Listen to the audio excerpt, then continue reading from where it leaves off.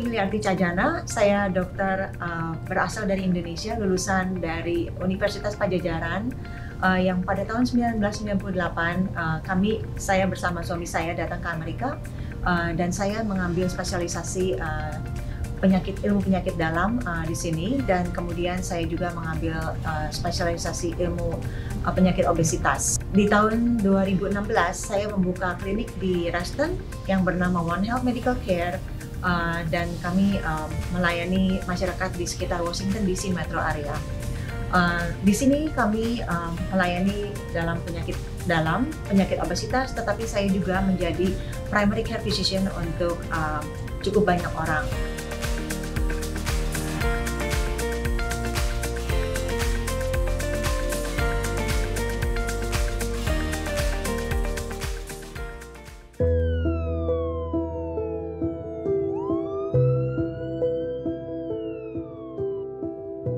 Sejak CDC mengkonfirmasi kasus COVID-19 pertama di Amerika Serikat pada bulan Januari 2020, virus COVID-19 terus bermutasi, termasuk varian Delta dan Omicron. Di bulan Desember 2021, Omicron telah terdeteksi di sebagian besar negara bagian di Amerika. Apakah varian Omicron ini sangat berbahaya? Varian Omicron ini sedikit berbeda daripada varian yang sebelumnya ya. Tapi setiap varian kita tentu masih harus expect bahwa bakal ada varian-varian yang lain. Varian Omicron ini dibandingkan sama varian yang sebelumnya, memang gejalanya itu bisa sedikit lebih ringan kalau dibandingkan dengan varian Delta ya. Tapi ada kemungkinan juga itu karena lebih banyak masyarakat yang sudah divaksin, jadi gejalanya bisa lebih ringan. Tetapi varian Omicron ini bisa juga menyerang orang yang sudah divaksin. Tetapi relatif kalau sudah divaksin gejalanya lebih ringan, dan juga kalau sudah divaksin untuk sampai ke ICU atau yang sampai bergejala berat itu jauh lebih sedikit. Dan juga dibandingkan varian yang sebelumnya, varian Omicron ini tidak responsif terhadap monoklonal antibody dan juga sama plasma konvalesen. Dari monoklonal antibody ada 3 macam, cuma satu yang bisa masih efektif, dan juga itu tidak tersedia terlalu banyak. Dan juga plasma konvalesen juga tidak terlalu efektif untuk varian Omicron ini. Omicron itu mirip juga sama yang sebelumnya ya, jadi maksudnya tetap ada misalnya sakit badan, sakit tenggorokan atau batuk, bisa juga ada sedikit kayak meler-meler atau sakit kepala, sakit badan, demam, penciuman dan juga rasa itu kadang hilang, kadang enggak ya. Itu yang paling sering ya, yang untuk sampai kalau misalnya gejala berat gitu bisa ada yang sesak napas, seperti ya. Jadi maksudnya mirip sama gejala-gejala yang lainnya, tetapi kalau untuk yang sampai gejala sistematik semua yang sampai harus ke ICU itu jauh lebih jarang kalau di Omicron. Lalu apa yang membedakan virus COVID-19 varian Delta dibandingkan dengan varian Omicron? Kita bandingkan varian Delta dengan varian Omicron itu memang ada beberapa perbedaan ya. Untuk varian Delta, dia itu lebih sering menyebabkan gejala-gejala yang lebih berat, sedangkan varian Omicron gejalanya biasanya lebih ringan. Tapi menurut saya ada kemungkinan juga karena pada saat ini lebih banyak orang-orang yang sudah divaksin, jadi mungkin itu juga berperan dalam meringankan gejala-gejala yang didapat. Tetapi antara varian Delta dengan varian Omicron ini dalam saat penanganan memang berbeda juga. Varian Delta dia itu cukup responsif kalau diberikan monoklonal antibody. Monoklonal antibody itu cukup efektif untuk varian Delta, sedangkan untuk varian Omicron di antara 3 monoklonal antibody cuma 1 yang efektif, yang 2 lagi itu nggak efektif. Dan juga untuk plasma konvalesen, yang varian Delta itu lebih bisa ditangani dengan plasma konvalesen, sedangkan yang varian Omicron itu tidak efektif juga. Jadi begitulah perbedaannya ya. Jadi kalau varian Omicron lebih gampang untuk menular dan juga bisa menginfeksi orang-orang yang sudah divaksin. Jadi masih tetap penting untuk memakai masker. Vaksinasi terbukti dapat menurunkan risiko terkena penyakit hingga kematian.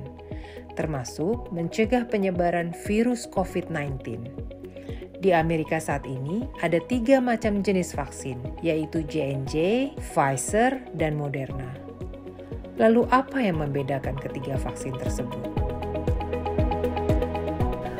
Vaksin itu yang ada di Amerika ya memang Pfizer, Moderna, dengan J&J ya. Vaksin Pfizer dan Moderna itu cara dia untuk membuat imunitasnya itu dari messenger mRNA. Sedangkan kalau yang J&J dia itu dengan vektor dari adenovirus yang dilemahkan. Pada saat ini vaksin yang dari mRNA ini lebih efektif dan juga efektifnya lebih lama ya. Karena yang vaksin yang J&J ini setelah 2 bulan biasanya dia itu mulai turun untuk imunitasnya. Jadi dianjurkan untuk booster itu setelah 2 bulan. Sedangkan untuk yang vaksin Pfizer dengan Moderna dari mRNA itu dia boleh sampai 5 bulan baru dianjurkan untuk booster. Untuk efek sampingnya, hampir semua vaksin itu bisa menimbulkan gejala ringan seperti kayak sakit badan atau kalau nggak demam sedikit, misalnya sakit kepala, sakit badan, atau kalau nggak ya agak sakit-sakit di tempat suntiknya, kayak gitu, itu cukup lumrah ya. Kalau untuk yang lebih berat seperti kayak alergi, itu memang semuanya juga memungkinkan ya, baik yang J&J, Pfizer atau Moderna. Tetapi untuk yang gejala berat itu memang ada perbedaan. Kalau untuk Pfizer atau Moderna yang beratnya itu mereka ada kemungkinan untuk menimbulkan miokarditis atau perikarditis. Miokarditis itu adalah peradangan dari otot jantung, sedangkan perikarditis itu adalah peradangan dari otot selaput jantung. Sedangkan kalau J&J, gejala beratnya itu, efek samping beratnya itu dia ada kemungkinan untuk menimbulkan trombotik. Jadi seperti kayak pembekuan darah atau kalau enggak penyakit neuropatik, penyakit saraf yang bernama Guillain-Barré. Itu yang beratnya.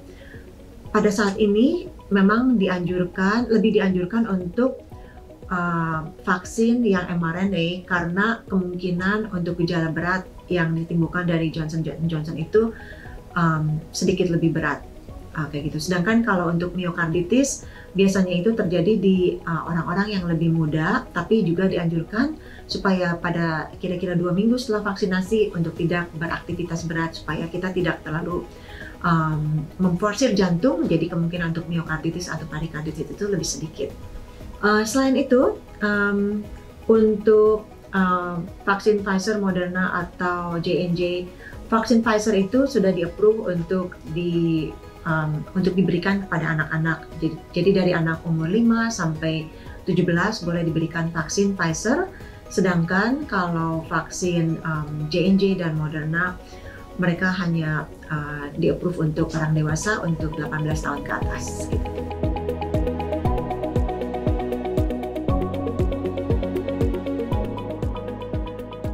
Saya sangat menganjurkan bahwa masyarakat di sini dan terutama tentu karena saya berbahasa Indonesia pada saat ini, untuk masyarakat Indonesia di sekitar DC metro area ini yang seperti di Montgomery County, Fairfax County, Arlington, pokoknya semua di daerah-daerah sini itu untuk berpartisipasi di dalam vaksinasi untuk vaksinasi dan juga tetap menggunakan masker dan juga menjaga kesehatan kita sendiri karena kita itu perlu melakukan itu semua untuk melindungi diri kita sendiri dan juga melindungi orang-orang yang kita kasihi di sekitar kita dan juga untuk masyarakat di lebih luas sekitarnya. Jadi marilah kita melakukan tugas kita sebagai warga yang baik dengan 3 itu, dengan vaksinasi, kedua dengan menggunakan masker, dan juga 3 dengan menjaga kesehatan kita sendiri. Dan saya juga berterima kasih untuk American Diversity Group yang sudah menyediakan dan mensupport program-program COVID-19 ini. Terima kasih.